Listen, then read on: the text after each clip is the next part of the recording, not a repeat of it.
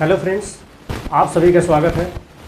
Friends, यह video आप सभी के लिए बहुत ही इम्पोर्टेंट होने वाला है, क्योंकि इस वीडियो के माध्यम से मैं आप सभी को वो अहम जानकारी देने वाला हूँ जिसके लिए विद्यार्थी हमेशा परेशान रहते हैं। आप सभी जितने भी मेरे भाई हैं, विद्यार्थीगण हैं, आप सभी अनेक तरह की परीक्षाओं का तैयारी करते हैं, लेकिन बहुत से हमारे भाइयों को ये समझ में नहीं आता है कि आखिर सिलेबस का हम रिवीजन कैसे करें। हमारे पास मान लीजिए 1 हफ्ते का टाइम है, 10 दिन का, 15 दिन का, महीने 2 महीने का सफिशिएंट टाइम है या टाइम कम है, तो उस पीरियड में हम किसी भी सिलेबस का हम रिवीजन कैसे करें। एकदम साइंटिफिक मेथड से ऐसे रिवीजन करना है कि जिसको आप बिल्कुल कभी ना भूल पाएँ, चाहे वो 1 महीने बाद हो, 2 महीने बाद हो या 6 महीने बाद हो। तो इस तरीके से हमें साइंटिफिक मेथड से रिवीजन करना है किसी भी सिलेबस का। फ्रेंड्स, आप चाहे बिहार सिविल कोड का एग्ज़ाम दे रहे हो, चाहे बिहार एसएससी इंटर लेवल वाला दे रहे हो, या बिहार पुलिस का दे रहे हो, बिहार दरोगा का दे रहे हो, रेलवे का दे रहे हो, बैंकिंग का दे रहे हो, किसी भी डिपार्टमेंट का आप एग्ज़ाम दे रहे हो, उसकी तैयारी कर रहे हो, आपके लिए यह बहुत ही महत्वपूर्ण वीडियो है। तो आइए समझते हैं कि किसी भी सिलेबस का हम रिवीजन कैसे करते हैं, उसके क्या मेथड होते हैं, क्या साइंटिफिक मेथड होता है, क्या तरीका होता है। फ्रेंड्स, रिवीजन का मतलब ये नहीं है कि आप सभी ने नोट्स को पढ़ लिया और वो आपके दिमाग में हमेशा के लिए याद हो जाएगा। जब भी हम रिवीजन करते हैं तो उसके लिए हम कुछ टेक्निक्स अपनाते हैं।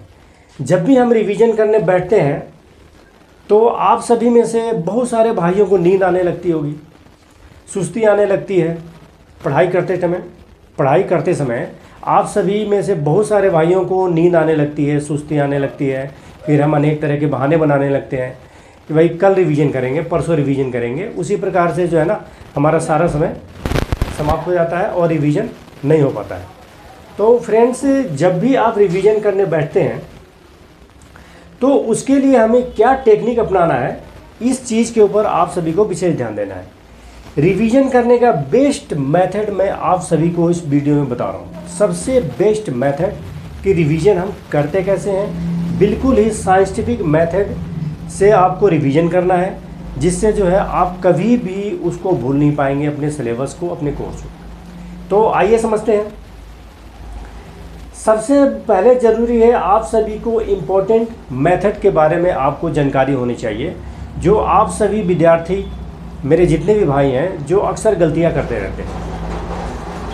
आप सभी गलतियां ये करते हैं, मान लीजिए कि आप कोचिंग में ट्यूशन पढ़ते हैं, स्कूल कॉलेज में जाके पढ़ाई करते हैं, उसके बाद घर आते हैं।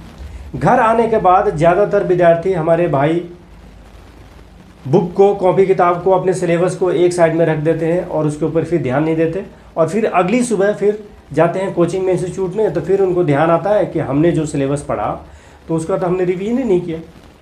तो फ्रेंड्स, सबसे पहले आप सभी का ये एक मेथड है, इम्पोर्टेंट मेथड, आप सभी इसको नोट कर लें कि जब भी आप कोचिंग में, स्कूल में, कॉलेज से जब भी आप आते हैं, आने के बाद 10-15 मिनट में आप फ्रेश हो जाएं, अपने माइंड को एकदम फ्रेश कर लें, अपनी थकावट को दूर कर लें, और उसके बाद 15 से 20 मिनट का टाइम या 30 मिनट का टाइम, आधे घंटे का टाइम या 1 घंटे का टाइम आप ज़रूर निकालें, और जो आपने अपने कोचिंग सेंटर में, अपने इंस्टीट्यूट में, स्कूल में, कॉलेज में पढ़ाई किया है उस दिन, उसका रिवीजन ज़रूर कर लें। ये जो मैं आप सभी को मेथड बता रहा हूँ, ये सबसे इम्पोर्टेंट मेथड है, और यही आप लोग नहीं करते हैं। अक्सर हमारे जितने भी भाई हैं इस मेथड को भूल जाते हैं, इस मेथड को वो करते ही नहीं हैं। कि किसी भी इंस्टीट्यूट से, कॉलेज से, स्कूल से, कोचिंग से आप आएँ तो आप जो है ना 15 से 20 मिनट का इम्पोर्टेंट टाइम निकालें, आधे घंटे का टाइम निकालें, और आपने जो भी पढ़ा है अपने कोचिंग में, अपने इंस्टीट्यूट में, अपने कॉलेज में, उस सिलेबस को, उस पैटर्न को रिवीजन ज़रूर कर लें, और उस नोट्स को जो है ना अपने माइंड में ध्यान कर लें कि आपने उसको क्या पढ़ा है। तो इस प्रकार से आपका जो है ना रिवीजन हो जाएगा। ये आपका सबसे इम्पोर्टेंट मेथड में आता है। उसके बाद है दोस्तों अंडरलाइन ऑफ इम्पोर्टेंट नोट्स। जो आपने स्कूल में, कॉलेज में पढ़ाई किया है, समझा है, उसको जो है ना आप वहीं पर अंडरलाइन ज़रूर कर लें।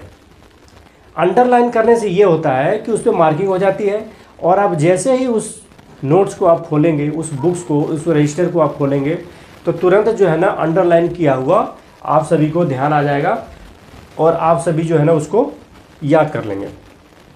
तो आपका दूसरा मेथड हुआ कि अंडरलाइन ऑफ इम्पोर्टेंट नोट्स, और आपका पहला है इम्पोर्टेंट मेथड जो आप सभी को जो है ना 15 से 20 मिनट आधे घंटे के टाइम निकाल कर उसको रिवीजन अपने सिलेबस को जरूर करना है कोचिंग से आकर। और दूसरा आपका है अंडरलाइन ऑफ इम्पोर्टेंट नोट्स। अब दोस्तों समझते हैं कि आपका तीसरा क्या है। तीसरा है एक्टिव रिकॉल मेथड। तीसरा मेथड भी आप सभी का बहुत इंपॉर्टेंट है, active recall method. Active recall method का मतलब होता है कि आपने जो भी पढ़ा है उसको एक बार फिर से पीछे से वीकली रिवीजन करते रहें। इसको हम कहते हैं एक्टिव रिकॉल मेथड। रिकॉल का मतलब कि दोबारा से जो है ना आपके माइंड में उस बात को, उस पॉइंट को याद करने का समय मिल जाएगा। जब भी आप पीछे से प्रीवियस जो भी आपने पिछले हफ्ते आपने जो भी पढ़ा, 10 दिन पहले आपने जो भी पढ़ा, तो उसके लिए आपको सप्ताह में 2 दिन समय ज़रूर निकालना है।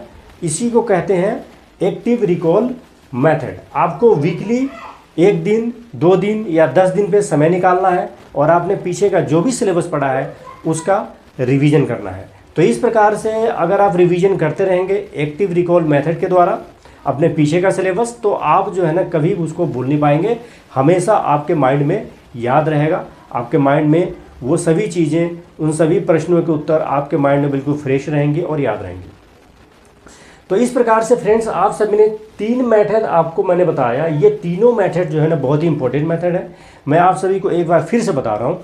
पहला है आप सभी का इंपॉर्टेंट मेथड, जब भी आप कोचिंग, स्कूल, कॉलेज से घर पर आएँ तो 15 से 20 मिनट का समय निकालकर अपने सिलेबस को रिवीजन कर लें, अपने नोट्स को ध्यान में देख लें।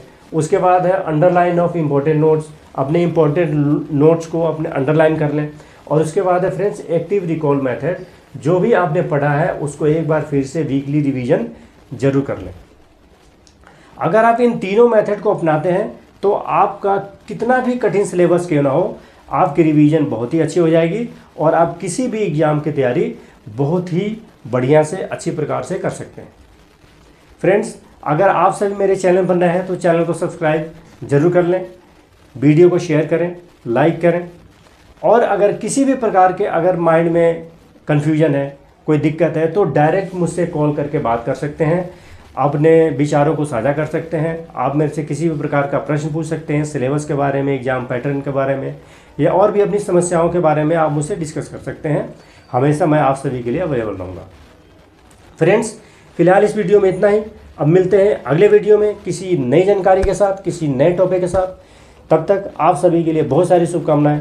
All the best.